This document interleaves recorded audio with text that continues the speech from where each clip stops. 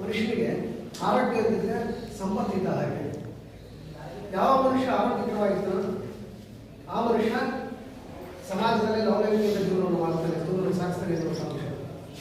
ಹಾಗಾದ್ರೆ ಆರೋಗ್ಯವನ್ನು ಹೇಗೆ ಕಾಪಾಡಿಕೊಳ್ಬೇಕು? ಆರೋಗ್ಯ ಕಾಪಾಡಿಕೊಳ್ಳೋದ್ರಿಂದ ನಮ್ಮ ವೃತ್ತಿ ಜೀವನದಲ್ಲಿ ಯಾವ ರೀತಿ ನಾವು ಜೀವನವನ್ನು ಸಾಗಿಸಬಹುದು, ಯಾವ ರೀತಿ ಲವಲವಿಕೆಯಿಂದ ಇರಬಹುದು ಎನ್ನುವಂಥ ಅಂಶಗಳನ್ನು ನಾವು ಗಮನಿಸಬೇಕಾಗುತ್ತೆ. ಮುಖ್ಯವಾಗಿ ಆರೋಗ್ಯ ಹೇಗೆ ನಾವು ಸಂಭಾಳಿಸ್ಕೊಳ್ಳೋದು ಹೇಗೆ?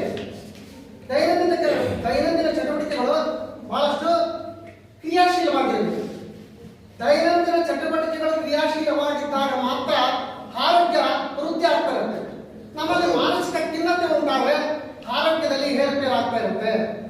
ಹಾಗೆಯಲ್ಲಿ ಹೆಲ್ತ್ ಇಸ್ ಹೆಲ್ತ್ ಎಂತಕ್ಕಂಥದ್ದು, ಆರೋಗ್ಯವೇ ಭಾಗ್ಯ ಅಂತಕ್ಕಂಥದ್ದು ಒಂದು ಅಂಶ.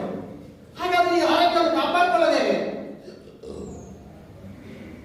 ನಮ್ಮ ಯೋಚನಾ ಲಹರಿಗಳು ಹೇಗಿರಬೇಕು ನಮ್ಮ ಜೀವನದಲ್ಲಿ? ನಾನೊಬ್ಬ ಶಿಕ್ಷಕರಾಗಿ ಅಥವಾ ಒಬ್ಬ ಸಮಾಜದ ಒಬ್ಬ ವ್ಯಕ್ತಿಯಾಗಿ ನನ್ನ ಯೋಚನಾ ಲಹರಿಯನ್ನು ನಾನು ಹೇಗೆ ಮಾರ್ಪಾಡು ಮಾಡ್ಕೊಳ್ತಾ ಹೋಗ್ಬೇಕು? ಕೆಲವೊಂದು ಜನ ಇವತ್ತಿನ ಕಾಲಘಟ್ಟದಲ್ಲಿ ಕೆಲವೊಂದು ರೀತಿಯಲ್ಲಿ ಮಾತಾಡ್ತಕ್ಕಂಥ ಜನಗಳಿದ್ದಾರೆ. ಯಾರಿಗೆ ಹಂಗಿಸ್ತಕ್ಕಂಥ ಜನಗಳು ಇರ್ತಾರೆ, ಒಳ್ಳೆಯನಪ್ಪ ಅನ್ನೋ ಜನಗಳು ಇರ್ತಾರೆ, ಇವನೆಂತನಪ್ಪ ಅನ್ನೋ ಜನಗಳಿದ್ದಾರೆ. ಈ ಮಾತುಗಳಿಗೆ ಹಂಜನೆ ನಾವೇನ್ ಮಾಡಬೇಕು? ಅದನ್ನು ಸಮಾನ ಮನೋಭಾವದಿಂದ ಸ್ವೀಕರಿಸಿ ನಮ್ಮ ಮನಸ್ಸಿಗೆ, ನಮ್ಮ ಹೃದಯ ಮಿಡಿತಕ್ಕೆ ತಟ್ಟೆಯಾಗಿ ಕಾಪಾಡಿಕೊಳ್ತಕ್ಕಂಥ ಜವಾಬ್ದಾರಿ ನಮ್ದಾಗಿದೆ.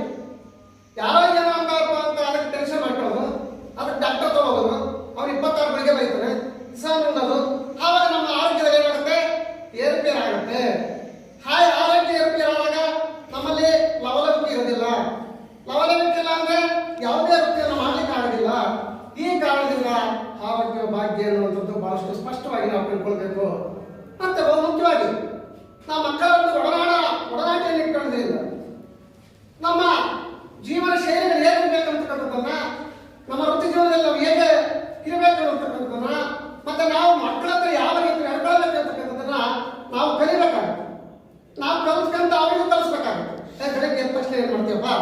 ಎದ್ದ ತಕ್ಷಣ ನಾವು ಎದುರ್ಬೇಕು, ಮತ್ತೆ ಮಾಡ್ತೀವ ಸ್ನಾನ ಮಾಡಬೇಕು, ಸ್ನಾನ ಮಾಡಿದ್ರೆ ಏನ್ ಮಾಡಬೇಕು? ಪೂಜೆ ಮಾಡಬೇಕು. ಈ ತರ ಅಂಶಗಳನ್ನ ನಾವು ಹೇಳಿಕೊಟ್ಟಾಗ ಮಕ್ಕಳ ಮನಸ್ಸಿನಲ್ಲಿ ಏನಾಗುತ್ತೆ ಅಂದ್ರೆ ಕ್ರಿಯೇಟಿವ್ ಉಂಟಾಗುತ್ತೆ. ಬೆಳಿಗ್ಗೆ ನಾವು ಬೇಸ್ ಹೇಳಿದ್ರು, ನಾವು ಬೆಳಗ್ಗೆ ಎದ್ದಬೇಕು, ಬೇಗ ಎದ್ರೆ ನನ್ನ ಆರೋಗ್ಯಕ್ಕೆ ಒಳ್ಳೆಯದು, ಬೇಗ ಎದ್ದೆ ನಾವು ಸೂರ್ಯೋದಯ ಪುತ್ರರಾಗಬಾರ್ದು, ಸೂರ್ಯಕ್ಕೆ ಮುಗಿಯಕ್ಕಿಂತ ಮುಂಚೆ ಒಂದು ಸ್ವಲ್ಪ ಎದ್ದು ನಮ್ಮ ದೈನಂದಿನ ಕಾರ್ಯಗಳನ್ನು ಮುಗಿಸ್ಕೊಂಡು, ದೈವತಾ ಕಾರ್ಯಗಳನ್ನು ಮುಗಿಸ್ಕೊಂಡು ನಾವು ಓದಲಿಕ್ಕೆ ಅಡಿಯಾದೆ ನನ್ನ ಮಾನಸಿಕ ಕ್ಲೇಶಗಳು ದೂರ ಆಗಬಹುದು. ಹಾಗಾಗಿ ಇದಕ್ಕೆ ನಮ್ಗೆ ವಯಸ್ಸಾಗ್ತಾ ಬಂತು ಏನ್ ಮಾಡ್ತೀವಿ?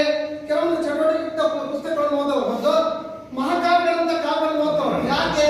ಅದರಲ್ಲಿರ್ತಕ್ಕಂಥ ವಿಚಾರಧಾರೆಗಳು ನಮ್ಮ ಮನಸ್ಸನ್ನು ಹೋಗ್ತಾಗ ನಮ್ಮ ಸಾಂಸಾರಿಕ ಒಂದು ಏನು ಜಂಜಾಟ ಇರ್ತವೆ, ಜಂಜಾಟ ಅದು ದೂರ ಆಗುತ್ತೆ. ಆ ಸಾಂಸಾರಿಕ ಜಂಜಾಟದಿಂದ ದೂರ ಆದಾಗ ಆ ಪುಸ್ತಕದಿಂದ ನಾವು ಹೊಂದಿಕೊಂಡಾಗ ನಾವೇನ್ ಮಾಡ್ತೀವಿ? ನಮ್ಮದೇ ಆಗಿರ್ತಕ್ಕಂಥ ನಿಲುವುಗಳನ್ನ ಹೊಂದ್ತೀವಿ. ಅಂದ್ರೆ ಸ್ವಂತಿಕೆ ಇರುತ್ತೆ. ಯಾವಾಗ ಸ್ವಂತಿಕೆ ಇರುತ್ತೋ ಅಲ್ಲಿ ಹೆಲ್ತ್ ಇರುತ್ತೆ, ಆರೋಗ್ಯ ಇರುತ್ತೆ. ಆರೋಗ್ಯ ಅಂತಕ್ಕಂಥದ್ದು ಬಹಳಷ್ಟು ವ್ಯಕ್ತಿಗೆ ಬಹಳಷ್ಟು ಮುಖ್ಯವಾಗಿರ್ತಕ್ಕಂಥದ್ದು ಅಂಶ. ಹಾಗೆ ಈ ಆರೋಗ್ಯವನ್ನು ಏನಾದರೂ ಹೇಳಬೇಕು ಅಂತ ಹೇಳಿದ್ರೆ ಸಮಾಜದಲ್ಲಿ ಬಹಳ ನಾವು ನಿಕೃಷ್ಟವಾಗಿರ್ತಕ್ಕಂಥ ಜೀವನವನ್ನು ಸಾಗಿಸ್ಬೇಕಾಗುತ್ತೆ.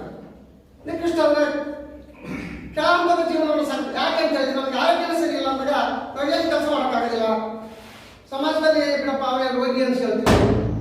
ಹಾಯಿನಲ್ಲಿ ಆರೋಗ್ಯ ಇರ್ತಕ್ಕಂಥದ್ದು ಬಹಳ ಉತ್ತಮವಾಗಿರ್ತಕ್ಕಂಥ ಒಂದು ಮನುಷ್ಯನಿಗೆ, ಯಾವುದೇ ಪ್ರಾಣಿ, ಯಾವುದೇ ಪಕ್ಷಿ ಪ್ರಾಣಿ ಆಗಲಿ, ಮನುಷ್ಯನಿಗೆ ಆಗಲಿ, ಅವರ ಆರೋಗ್ಯ ಇತ್ತು ಅಂದ್ರೆ ಆ ಮನುಷ್ಯ ಕ್ರಿಯಾಶೀಲನಾಗ್ತಾನೆ. ಆ ಮನುಷ್ಯ ಬಹಳಷ್ಟು ಅದೃಷ್ಟಶಾಲಿ ಅಂತಲೇ ಹೇಳ್ಬೋದು. ಅದಕ್ಕೆ ಆ ಭಾಗ್ಯ ಅಂತ ಕರೀತೀವಿ. ಭಾಗ್ಯ ಅಂದ್ರೆ ಸಂಪತ್ತು. ಆ ಅದೃಷ್ಟಶಾಲಿ ಅಂತ ಹೇಳಿ ನಾವು ಕರಿತೀವಿ. ಹಾಗೆ ಆ ಅದೃಷ್ಟಗಳನ್ನ ನಾವು ಆ ದೇವರು ಎಲ್ಲರಿಗೂ ಕಳಿಸೋದಿಲ್ಲ. ಕೆಲವೊಬ್ಬರಿಗೆ ಪಾಪ ಬಹಳಷ್ಟು ಕ್ರಿಯೇಟಿವಿಟಿ ಇರ್ತಾರೆ, ಅವ್ರಿಗೆ ಆರೋಗ್ಯ ಇರೋದಿಲ್ಲ. ಆರೋಗ್ಯ ಇರುತ್ತೆ, ಕ್ರಿಯೇಟಿವಿಟಿ ಈ ತರ ಇರುತ್ತೆ. ಆ ಹೊಂದಾಣಿಕೆ ಅಂತಕ್ಕಂಥದ್ದು ಬಹಳ ಕಷ್ಟ. ಹಾಗೆ ಮುಖ್ಯವಾಗಿ ಮನುಷ್ಯನಾಗಿರ್ತಕ್ಕಂಥವ್ರಿಗೆ ಆರೋಗ್ಯ ಇರಬೇಕು. ಹಾಗಿನಲ್ಲಿ ನಾವು ಆರೋಗ್ಯ ಸಂಪಾದಿಸಬೇಕಾದ್ರೆ ಸಮತೋಲನ ಆಹಾರವನ್ನು ತಿನ್ನಬೇಕು. ಈ ಸಮತೋಲನ ಆಹಾರವನ್ನು ತಿನ್ನೋದ್ರಿಂದ ನಮಗೆ ಬೇಕಾಗಿರ್ತಕ್ಕಂಥ ವಿಟಮಿನ್ಗಳನ್ನು ದೊರೆಯುತ್ತವೆ. ಆ